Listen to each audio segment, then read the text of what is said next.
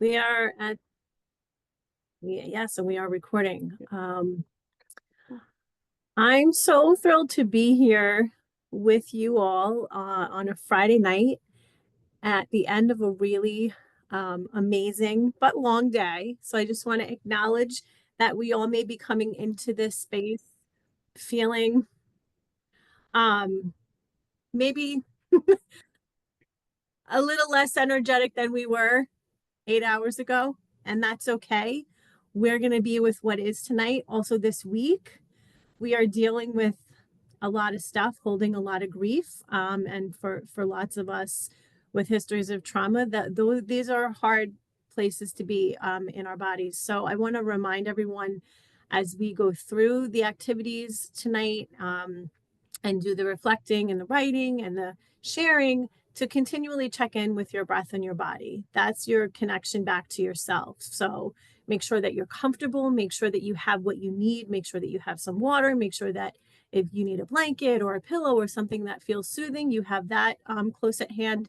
If at any point, unless you're getting CEUs, you need to turn off your camera for a moment, that is a-okay. Everything is an invitation, not an obligation. I will do my best um, to monitor the chat, but I might hold off on that until the end. My intention is to spend about the first 15 minutes taking you through some of my story and context for how I developed this work and what we're going to be doing together tonight. And then we'll spend about an hour writing and sharing. And then we will use the last 15 or so minutes for open question and conversation. Um, Make sure you have a pen and paper to write with. That's a really important part of this process. Pen and paper, super important because of the neurological links between handwriting and both retaining and processing information and processing emotions. It's really important to write by hand if you can, if that's accessible for you. What else? I think that's it for now. Some of the language that I prefer to use, and my language has evolved over many, many years. Some of the language I prefer to use for my experience is I use the term first mom to talk about my first mom, because that feels true for me. I recognize we all have different variations on language. So whatever language is true for you, make sure that you honor that in this process. And I'm gonna invite everyone to take a deep breath, and we'll go ahead and get started. And if you have questions, you put them in the chat, jot them down, and we will get to them as we go through and later on. Okay, so welcome to Taking Back the Narrative and Migrating Toward Wholeness, a workshop for reclaiming ourselves and our stories.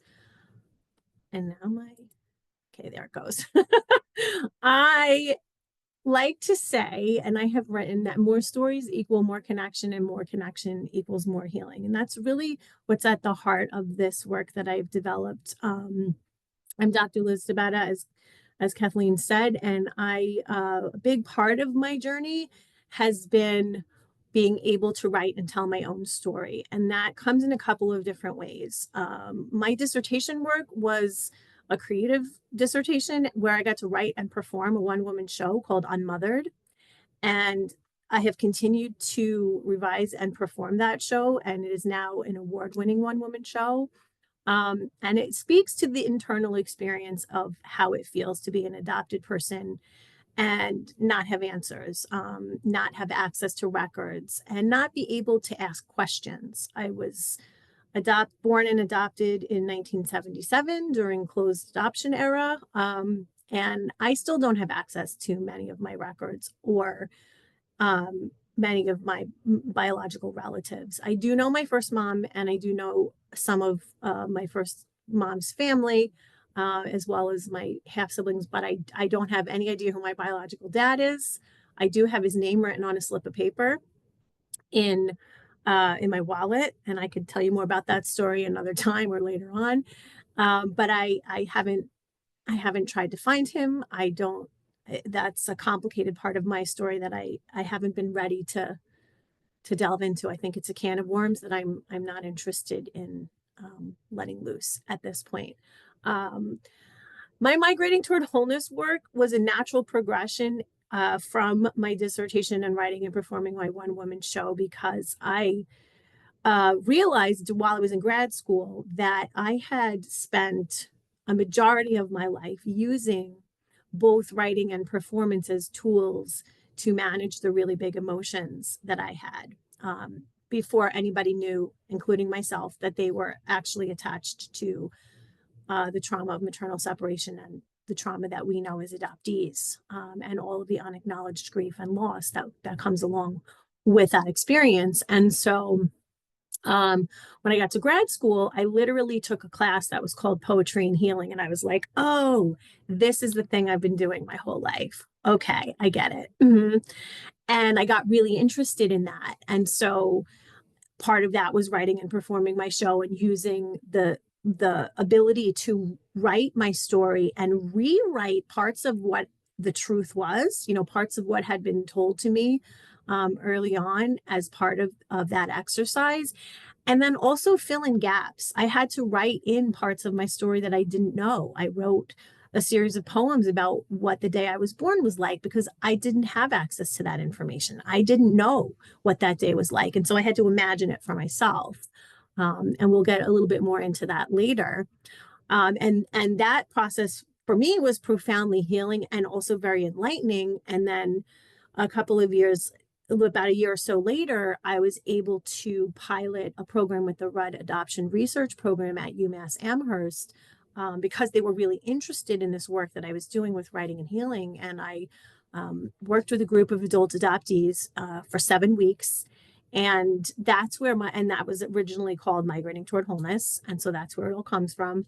And and it was a really powerful experience. And it helped me figure out what the process could look like that I had done myself for so many years with other adoptees, to help other adoptees start to put together the pieces of the story that maybe had never been said out loud, that needed to be said out loud in order to find a pathway to healing. And then, of course, that became my book, Adult Adoptees and Writing to Heal. And now it is all of the work that I'm doing with Migrating Toward Wholeness, which I'm going to share with you all tonight. And I'm super excited about that.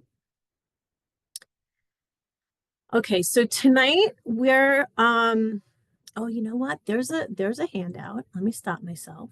And I'm going to put it in the chat in case folks want. I don't know if I can from here. No, wrong one. Sorry. Okay, I can. I had the wrong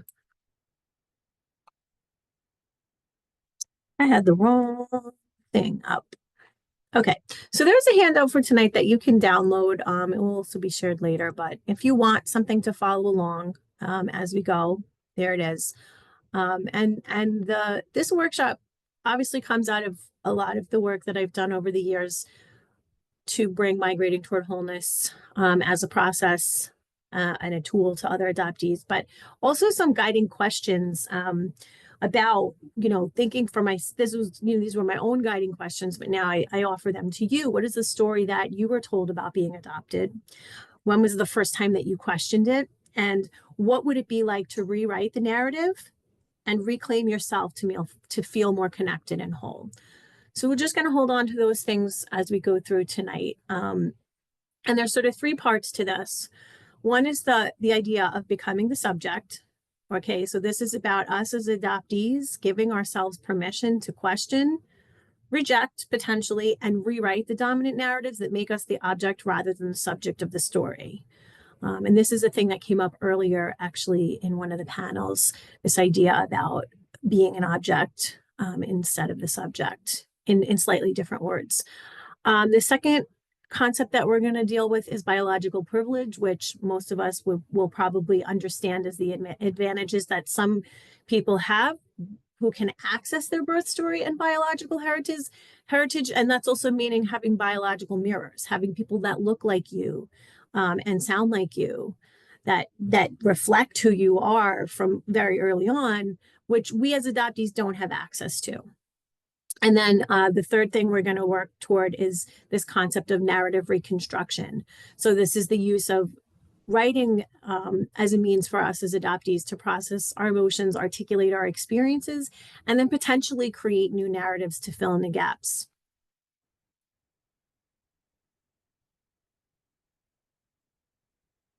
Okay.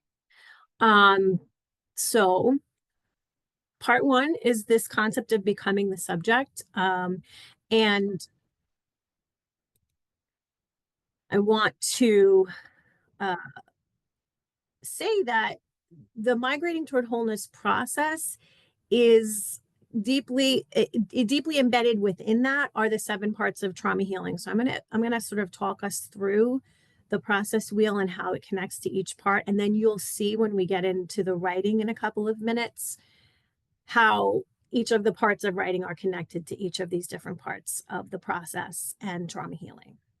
Um, so migrating toward wholeness as a writing process is about making space to heal, rewriting the truth, expressing the primal wound, becoming the subject, and breaking silences. And all of those things are interconnected and dependent on one another and constantly moving.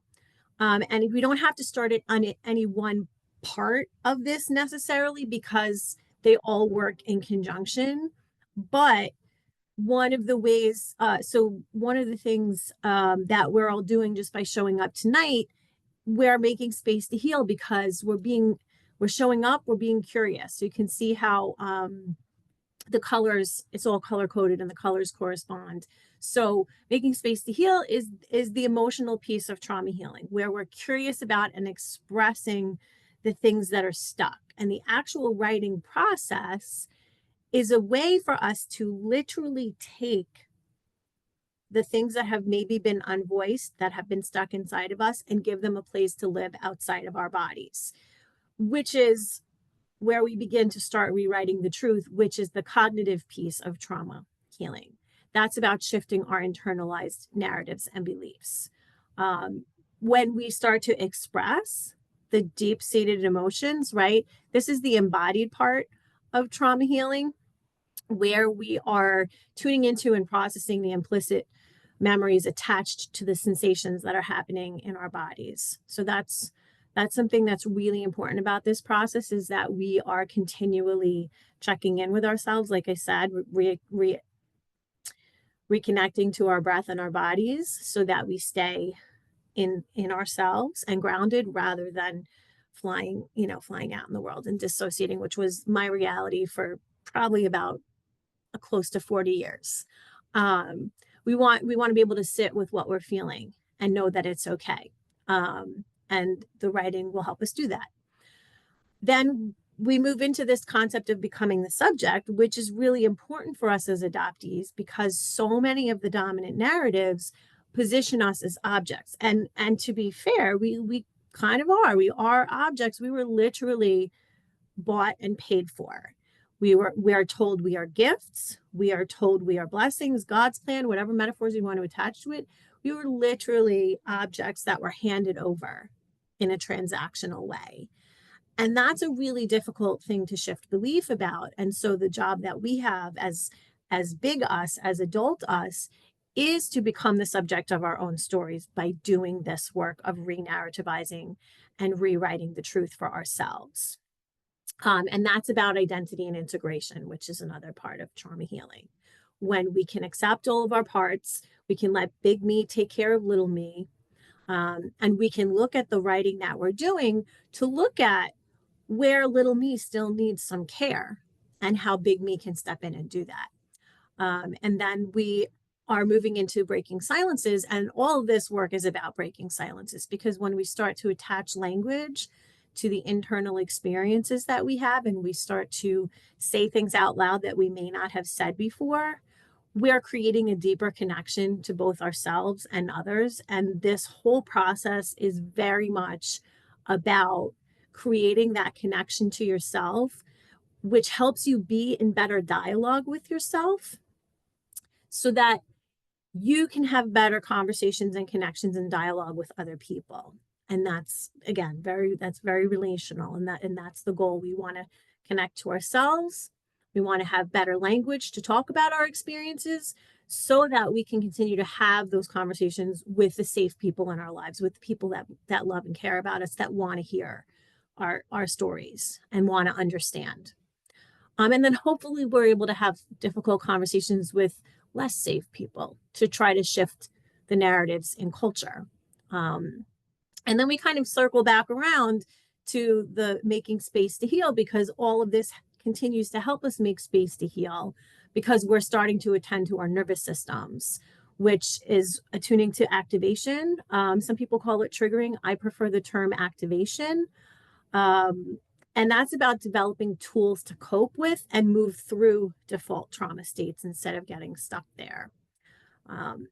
And then the more that we deepen the process and continue to use the writing as a pathway to understanding ourselves, we're establishing a habit that might replace some numbing behaviors that we have, or the tendency to dissociate, as I mentioned a couple of minutes ago. And it's a habit that is nurturing for us, because we know we can turn to our writing to help ourselves regulate and cope.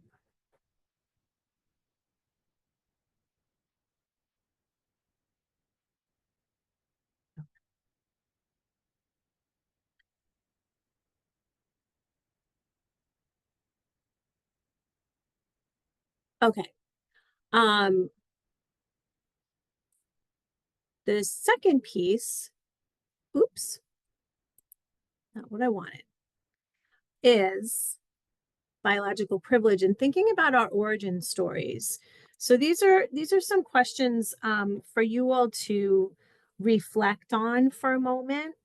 Um, but thinking about, the fact that as adoptees, our origin stories are different than kids who were biological kids who were born to their parents. Like, I have a younger brother who was born, who's my parents' biological son. And like, he can ask my mom, tell me about when I was born, and tell me about when you were pregnant with me, and all of those things. We can't ask those questions. And so we were given entrance narratives. And so the story that I was told about being adopted was that my first mother was too young, and that she wasn't married, and that she was in a relationship with somebody, but they weren't sure they were going to get married.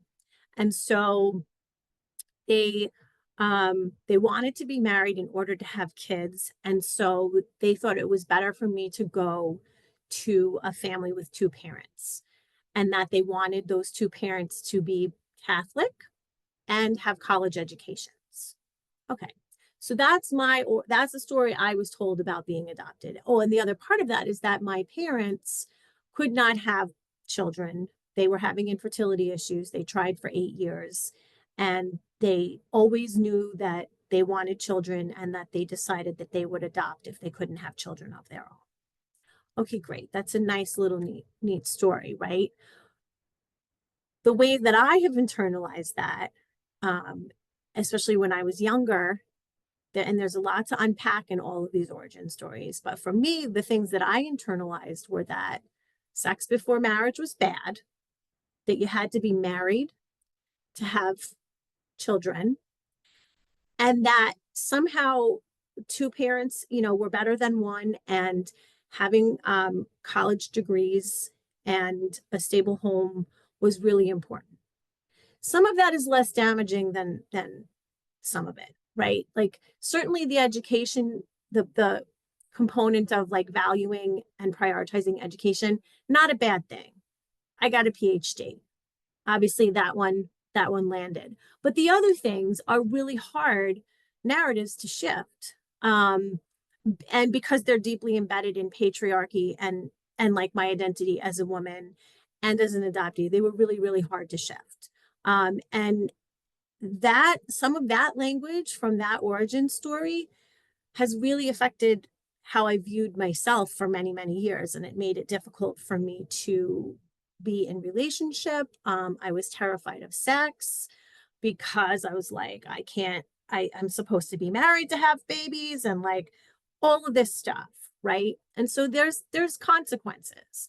And so one of the things that I want us all to think about are your own origin stories, and just reflect a little bit on what you may have internalized in terms of the adoption language embedded there and how it might have affected your view of yourself over time.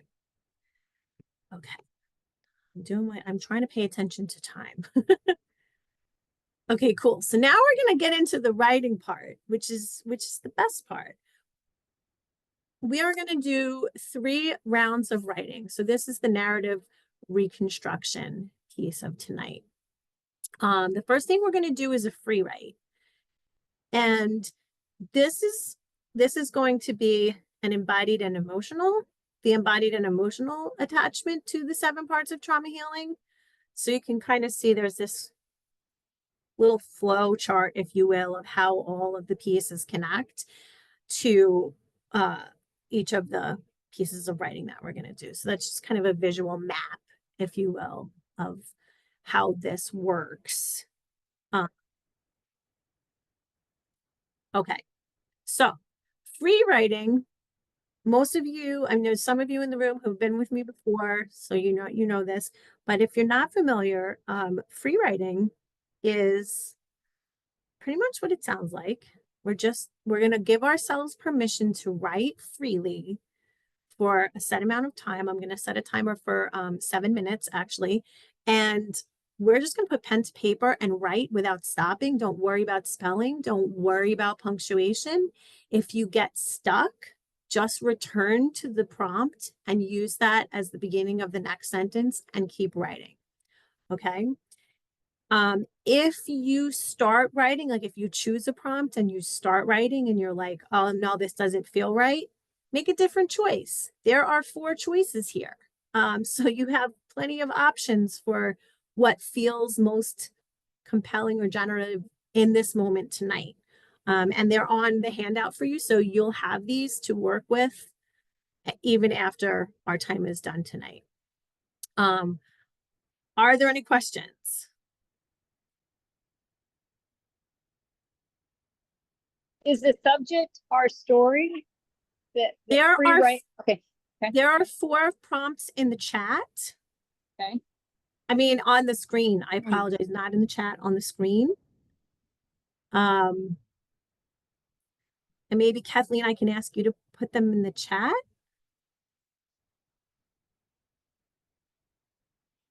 Because for me to do that, I would have to stop sharing my screen and get a different document. I'm sorry. Is the prompt the thing that's in the colored? Is that so are you looking at? Are you looking at the the blue dot? The blue dot. Yeah, right there. So we're right here. Okay. We're on the left side of the screen, which is the free write. And so the 4 got it. And those could be the beginning of the prompts. Yeah. So the 4 options are: I don't have a birth story. I am anonymous. The truth wasn't the truth, or the story was handed to me. If I go with a different one, am I allowed to do that? If you want to choose your own, that's fine too. But there's a reason why there are specific prompts here, because they're connected to exploring our origin stories and sort of taking us on a little bit of journey to reconstruct some of that for ourselves. So I would encourage you to choose one of these. You're going to have a choice to take this in your own direction in the next section of writing. So we're going to get there. Got it. Okay. I just have a hard time writing. My mom found my diary. So for me to even start, sometimes I just start, but yeah, I can follow along. Thank you. Yeah, Susan, thank you for sharing that. And that is, you are not alone. I cannot tell you how many adoptees have said the same thing in all of the writing groups that I've run over the years. Yep. So many people. I don't write. I don't write. I write in code. I'm in a lot of step groups and recovery, and I everything's in code. I don't write. So yeah. Okay. Well, do what feels best and is accessible for you. I can do it. I can take one of the prompts. No, it's okay. Awesome. Okay, so I'm gonna set a timer for 7 minutes. We're gonna write. When we are done with, actually, maybe we'll do 5 minutes so that we have some time for sharing. I will invite sharing if that is comfortable for folks. But we'll do that. Okay. I'm gonna set a timer. I'm gonna stop talking and we're gonna write. Go for it, y'all.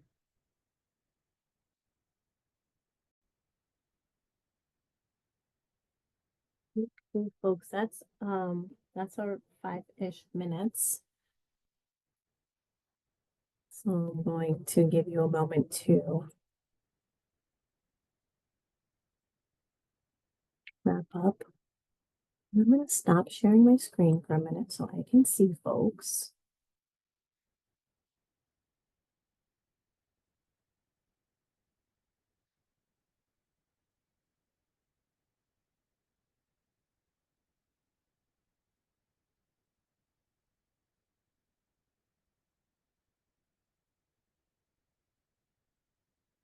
Okay.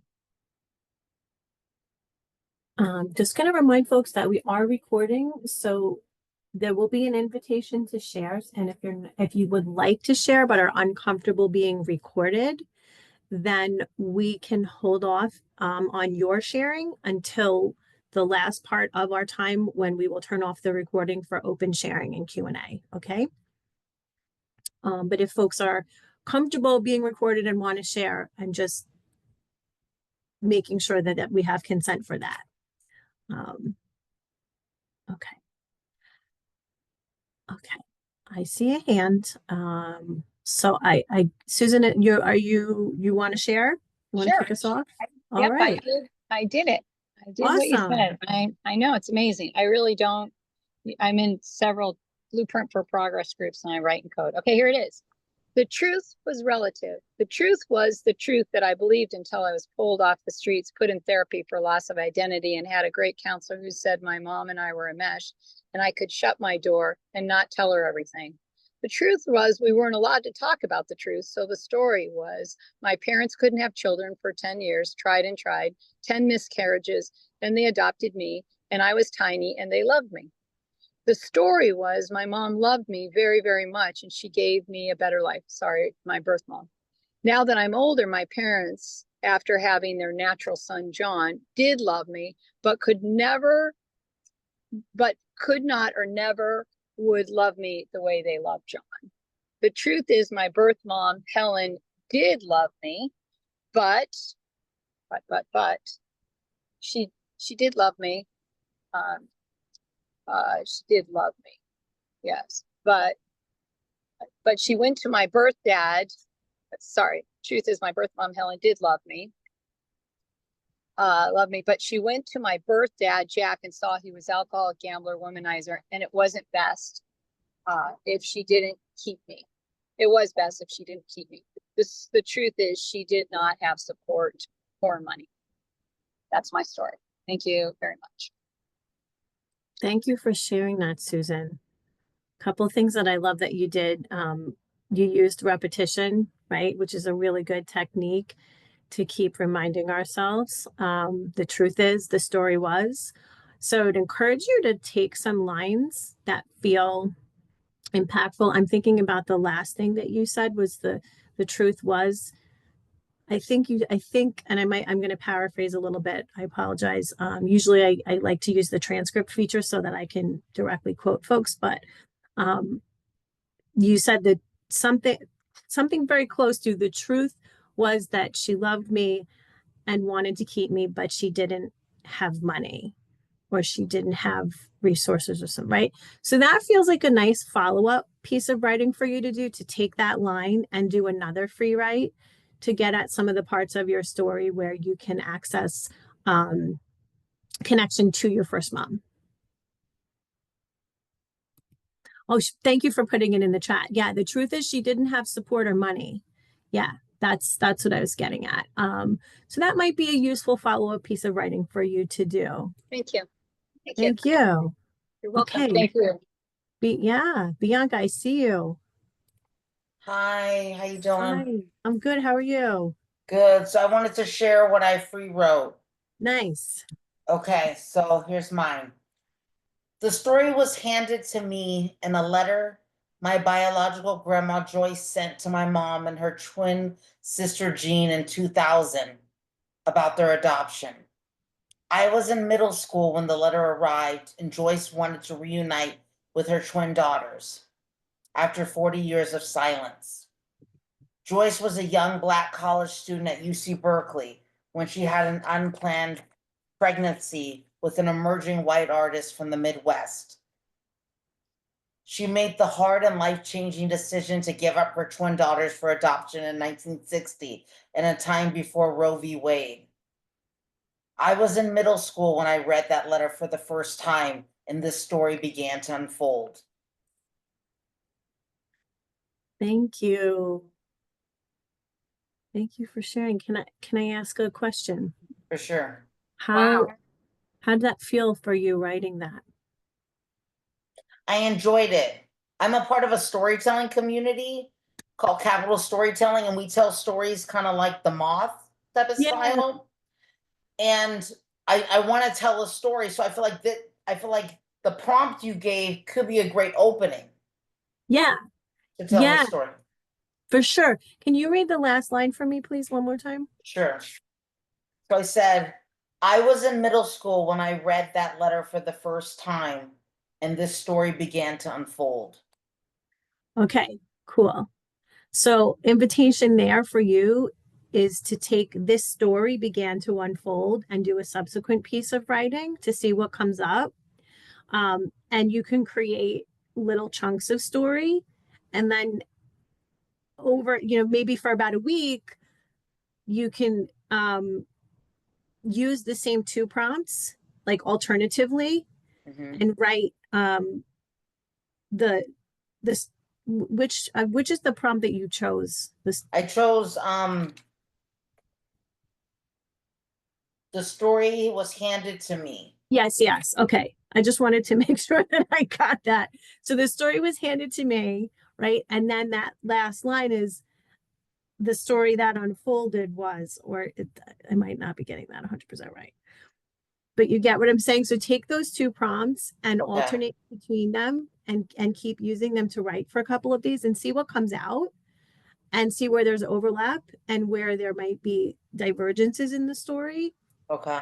And use that to start to map out a structure for yourself to tell this story. Okay. Thank you. Yeah, thank you for sharing. Elizabeth, I see you. Hi, Liz. Hi. Thank you. I'd love to share what I wrote. I would love to hear it. Thank you. The story was handed to me that my birth mom was 18, unmarried, and loved me so much that she wanted a better life for me. It was 1970, and society was cruel to single, unwed mothers and their families. Turns out that story was true. When I met Kathy in the early years of our reunion, she was filled with anger at her mother, my biological grandmother, and shame for herself. She often told me, I should have fought harder to keep you. I was old enough. I could have done it. One of our last deep conversations before she died last year was her telling me about what it was like for her to return home after relinquishing me for adoption. She was stoic and matter of fact as she recounted the loneliness and heartache. But when she started talking about a close friend of hers who had chosen to keep her baby as a single mom,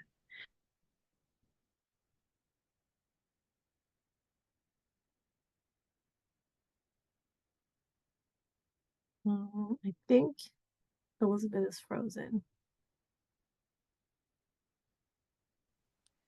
Always happens at the worst time. Yeah. Oh, man.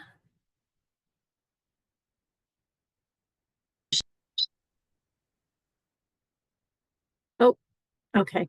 She got kicked out. Maybe she'll come back in. We'll give it a minute.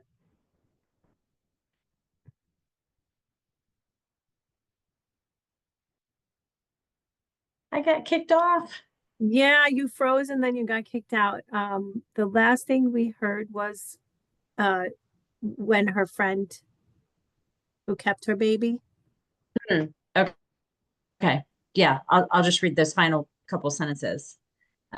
Yeah, but when she started talking about a friend of hers who chose to keep her baby as a single mom, that's when she cried as she recalled, oh, Elizabeth, the names that they called her and how they treated her, it was just awful. And I gently reminded her that this is why her mom insisted on relinquishing me. She was trying to protect her baby girl by having her give her baby girl away. Mm, thank you. That last line is really powerful. And so the invitation that I have for you is to take that last line. She was trying to protect her baby girl by having her give up her baby girl, and do another round of writing and see what more of the story unfolds there for you. Thank you for sharing that. Yeah. I want to acknowledge and just hold some space for what I'm hearing from you all, which is that there are some really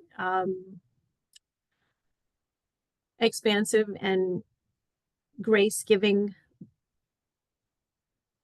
connections to first moms that are apparent to me. So it makes me happy to hear that folks are able to think about, the both and of the experience. And that's so much of what this work is about, is holding space for both and recognizing that as humans we are both, like we can be both flawed and grateful and graceful and all of the other things. So just keeping in mind what your both ands are, and that's a thing we've been talking about kind of all day today too, is being able to have space for that. So awesome. Okay, cool. I will invite maybe one more person to share before we move on. Okay, cool. Anne, we'll have you share and then we'll move on. Sweet. Okay. The story that was handed to me is that my birth mom was a promiscuous, immature teenager who didn't know who my father was. That she was too young and too poor to care for me, although she loved me very much. That story is far from the truth. The real story is she was 21 and in love and engaged to my father, the only man she had ever been with. She found out she was pregnant a mere 2 weeks after he deployed to Vietnam. Her mother forced her into a home for unwed mothers and to relinquish me 5 months and 1 day after I was born, exactly 7 days after my father returned. They were married. Hmm.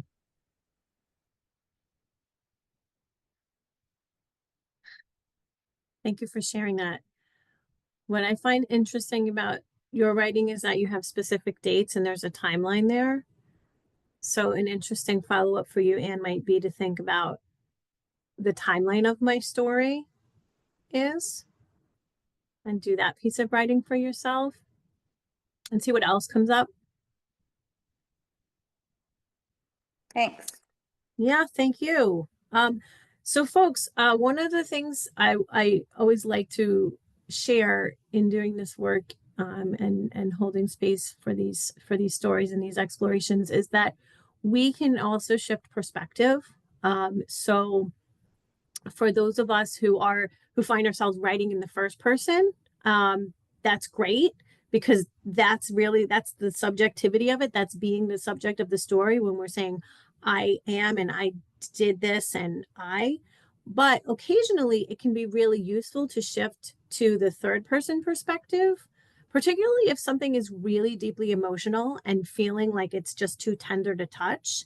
You can sort of zoom yourself out and become the narrator of your story and write the same thing in the third person and see how that shifts, how that might shift some things for you.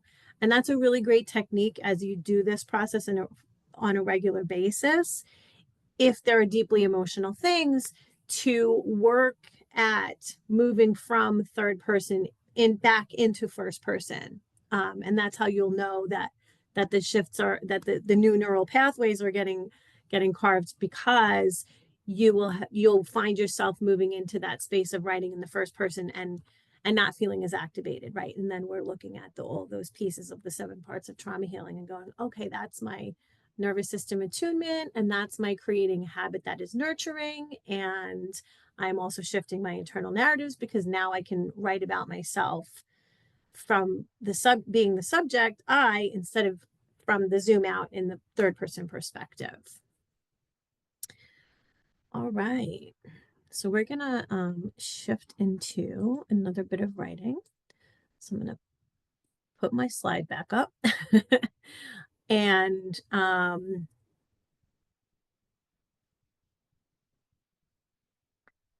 the second piece of writing that we're going to do is an acrostic poem. And so for folks who may not be familiar, acrostic poems are poems that take each letter of a word and use that letter to start the next sentence or thought.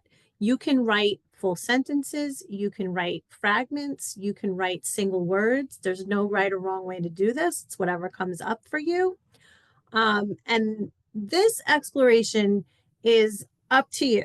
You should choose a word from your free write. So review the free write that you just did and look for a word that feels important to explore. It could be a word that you repeated more than once.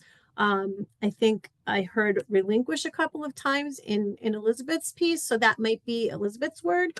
I give you an example here just in case you needed an example of what it looks like visually on the page, but looking for language that you might have repeated is also a core language clue. So that's what that refers to, is that we we can look for clues in our writing in terms of images or words and phrases that we tend to repeat as clues to what our internal experiences are and what we need to still attend to. So the example I can give you from my own writing is that for many, many years, I wrote a lot about ghosts. And the ghosts and things kept coming up in my writing. If anybody had bothered to look at that, they would have maybe been like, oh, okay. I was able to identify it years later, and I knew what those ghosts were referring to. It was the ghosts of all the people I didn't know, the ghosts of my first mother, the ghosts of the life I didn't get to have.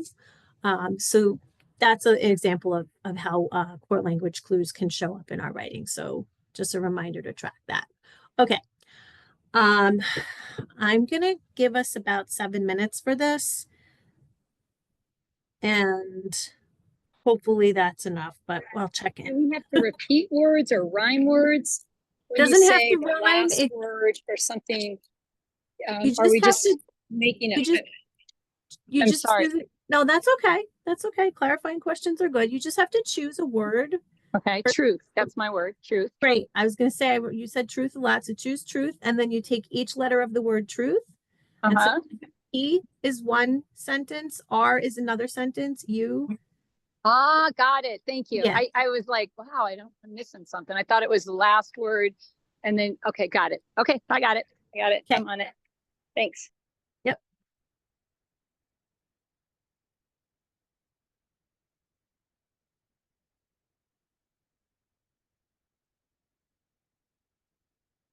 Okay.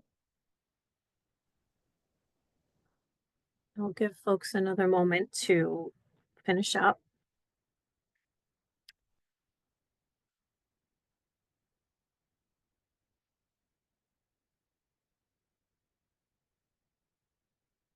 Okay.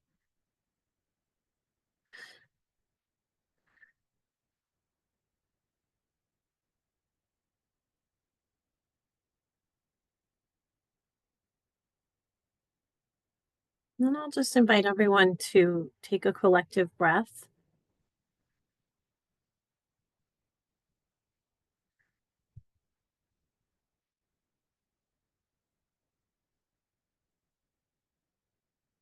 And just notice how it feels to take in air and let it out, and where it's going in your body, and if you're able to breathe deeply or if it feels a little bit shallow. That's good information. And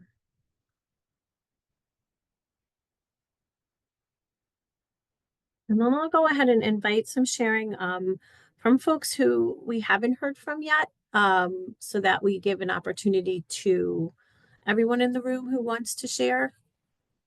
So if there are folks who haven't shared, Bruce, I see you. I'm gonna let you kick us off this round. Okay, thanks, Liz. Let me get it up here. So my previous prompt was I'm anonymous, and one of the words that came out of what I wrote was the word becoming. Mm. So I chose that. Been alone for 1,000 years, entering the dark journey, not my choice, but aligned with the will to stay alive. Coming to realize just how many layers of fog there really are. Opening with vulnerability to the guiding hand and inviting light. Mining the past for the missing fragments of my shattered heart. Indescribable longing and hunger for connection. Nudging my way towards wholeness.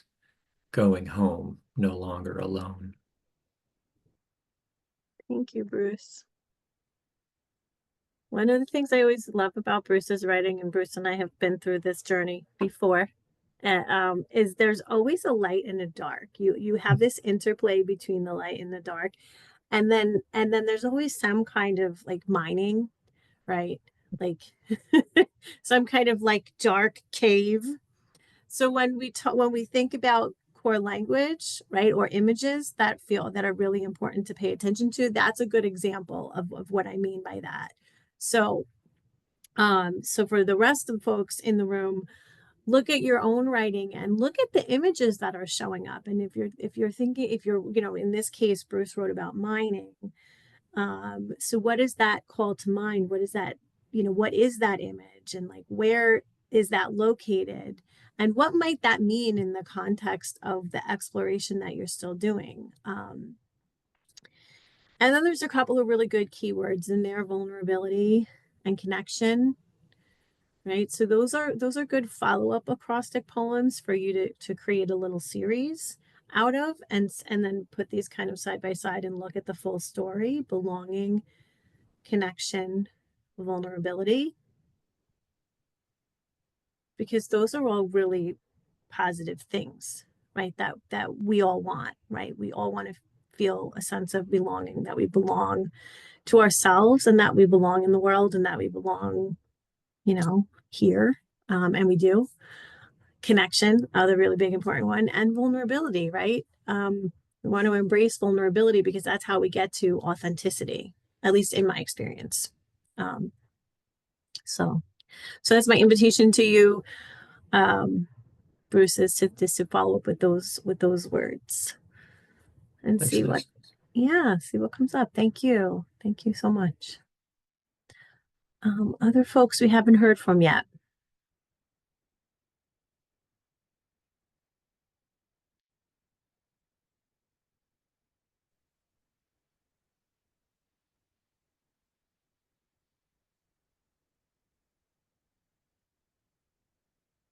Okay.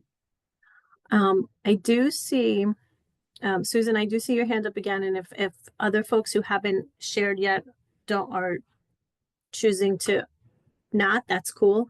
We'll go ahead and open the floor up for you again, Susan.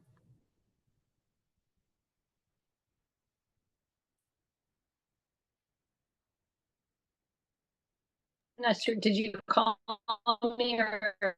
Yeah. I was just giving a little bit of space in case someone else who hadn't spoken yet wanted to share, but go for it.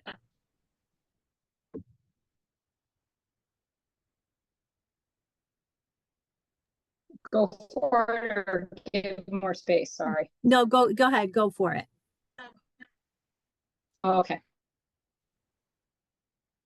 So I took words. I took support. To get me, rambling is accepted. Understanding is the key.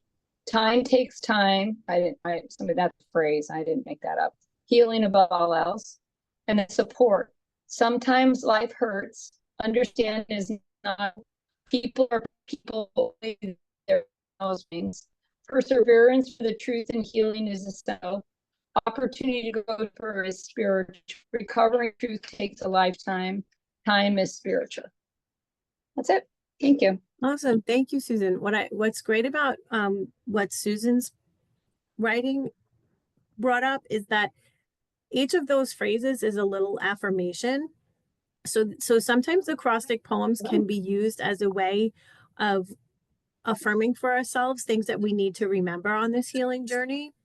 And so they can be really great at helping us get at, like, I'm going to just refer back to, for those of us who were in the previous presentation, Dr. Chaitra's presentation about adoptee superpowers. Like, we can use the structure of an acrostic poem as a reminder of the tools that we do have, and the resiliency and the strength that we do have, and they can come out in these sort of really short affirmative phrases about what truth, in this case, that was Susan's word, what truth means, or what support means, and how that shows up.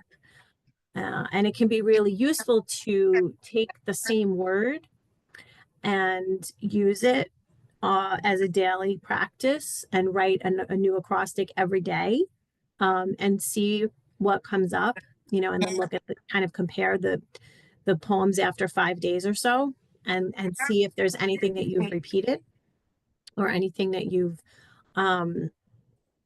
that has changed. Maybe maybe like there's a shift from like dark to light. Maybe the first poem feels really dark and heavy, and then maybe by 5 days it feels a little bit lighter. So looking for those kinds of shifts is another important clue in why we do this work, and how it can help us to move through some stuff. And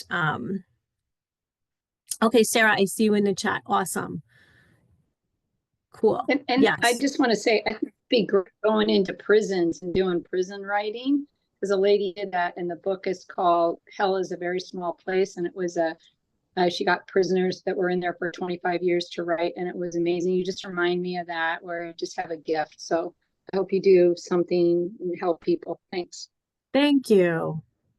Appreciate that. Okay, Sarah, I see your poem in the chat. Did you want to read it yourself, or did you want me to read it to the group? Oh, I can. Okay. So the prompt I had, the prompt I used was the story that was handed to me. So the word hand kept coming up. So holding space for myself in the present while attending to my ghost kingdom. No one ever said this would be easy. Despite my weariness, I continued to try. I hold my own hand and lead myself out of the dark. I love that. Thank you so much. Yeah. And that's such a great example of our adoptee experience, right? And the things that we need to do, and the reminder to be present. I love that first line, holding space for myself in the present. It might be interesting, Sarah, for you as another follow-up, to take the Ghost Kingdom and write an acrostic for Ghost Kingdom and see what comes up. And then you can, so the idea of re-narrativizing, right? Rewriting the truth, is that we can start to take these little poems, these little acrostic poems, and create a longer narrative that helps us to extend the story that we're trying to tell about our experiences. And so we start with this one hand, right? And then we go to Ghost Kingdom, and we look at the story that unfolds in the poem about Ghost Kingdom. And then you can take something from Ghost Kingdom and extend it. And then all of a sudden you've got this little timeline of events that are connected, that make a cohesive narrative. And that's the idea, is that we're trying to create a cohesive narrative for ourselves. And we can use our own work to build that narrative, right? To take one piece of writing and then pull something out of it and build on that, and pull something out and build on that, and then look at it all and decide, okay, what is this telling me, and how is this helping me move forward? Thank you. Yeah, thank you. Okay, so we are going to do one more little piece of writing, which I have to get back to, because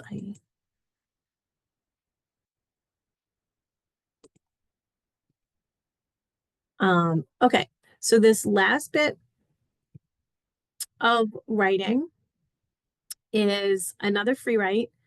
And we will just take like 3 minutes for this, because I want to leave some time for open Q&A and discussion. So we'll take 3 minutes, and you're just going to choose a line from your acrostic poem that you just wrote and use it as a starting point. So just the thing I just said. So you're going to build on your own story.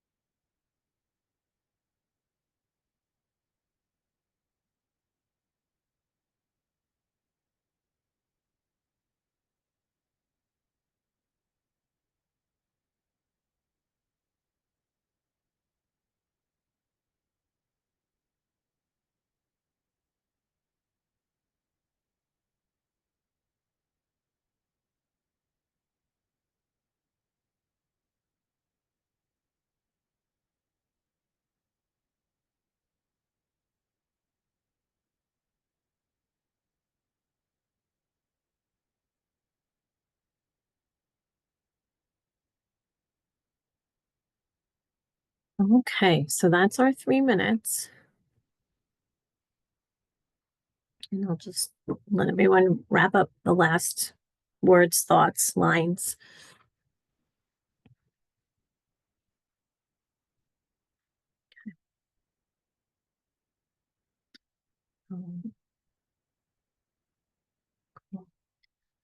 Um, we're going to hold off on sharing this last bit of writing so that I can wrap up and we have time for open discussion and reflection. But I do want to mention that we played with 2 different time frames for the free write. We did a almost 7 minute and we did a 3 minute and then we took about 5 minutes for the acrostic. So know that when you engage in ongoing writing using this process, if you choose to do so, that you can play with time, and that if you only have a short amount of time, that you can generate a lot of important information in just 3 or 5 or 7 minutes. And for some folks, I have worked with some folks who have a real challenge around overthinking. And the purpose of free writing is to get us to stop the overthinking and the self-editing as adoptees. That's why it's one of the techniques that we use. But some people really struggle with that. So if you're one of those people who are like, oh my God, I don't know what to write, it's going to be wrong. 3 minutes, do it for 3 minutes, and then just build your tolerance. And then, so do 3 minutes for a week, and then do 4 minutes, and then do 5 minutes, and try to work your way up so that you're starting to write with a little bit less overthinking, and you're giving yourself the ability to carve a new neural pathway in that process. Okay, cool. Oh, come on, this thing. Okay, so I'd love it if folks would just in the chat just throw one word that you want to share with the group that or we can open this up also in a moment that encompasses what you saw, heard, and feel today. And we've had a full day, so it could be from the full day, it could be just in this last almost hour and a half that we've spent together, but something that encompasses I saw, I heard, I feel for the group. I would love you to stay connected to me. And I can put all this in the chat. If you're not already on my mailing list, get on there, because I'm going to be sending out some updates pretty soon before the end of National Adoptee Awareness Month with some upcoming offerings. And I'm going to be launching a self-directed course. So that's pretty exciting. So get on the mailing list for that.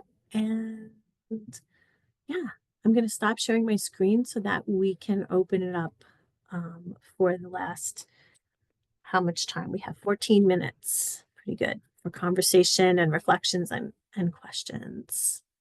Okay, and now we can stop the recording. Yes, so that we can